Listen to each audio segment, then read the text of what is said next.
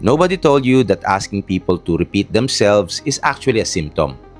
They just let you think it was normal. Your family did not tell you, your doctor did not bring it up, your colleagues just assumed you were just distracted. And so, you normalize it. You said sorry and asked again. You sat closer to people. You chose quieter restaurants. You avoided phone calls. You nodded even when you are not sure what was just said. And somewhere along the way, it just became part of your life. But here is what nobody told you.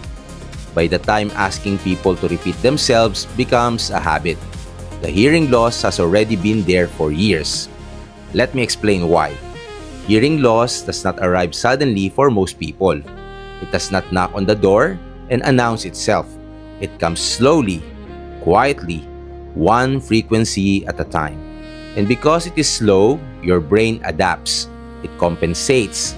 It works harder to fill in the missing sound. It uses context. It uses deep reading. It uses memory. And for a while, it manages. You do not notice because your brain is covering for your ears. But there's a point where the brain cannot cover anymore. The gap is too big. The missing pieces are too many. And that is when the asking starts. Sorry, can you say that again? What did you say? Can you speak up a little? At first, it is occasional. Then, it becomes regular. Then, it is every single day. And by the time it is every single day, you have likely already lost a significant portion of your hearing in the high frequency range. Now, here is something important I want you to understand. Asking people to repeat themselves is not a character flaw. It is not rudeness. It is not laziness. It's not about age. It is a signal. Your ear is sending you a message, and the message is, something has changed, and I need help. The high-frequency sound are the first to go. The consonants, the S, the F, and the TH, the sounds that give words their shape and meaning. When those sounds disappear, your brain is left with incomplete sentences, and it asks the person in front of you to fill in what is missing. That is what the repeating is. Your brain outsourcing what your ear can no longer do alone. Now, is it normal? Common? Yes. Millions of people experience this across all ages, not just the elderly. Young professionals, parents, teachers, anyone exposed to noise over many years.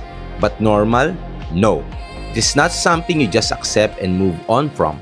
It is something you investigate, because the earlier you catch it, the more options you have. Hearing loss that is caught early can be managed well, with the right hearing device, with the right clinical guidance, and of course with the right support. Hearing loss that is ignored for years becomes harder to rehabilitate. The brain loses the ability to process certain sound, even when they are amplified. That window does not stay open forever. So what to do next?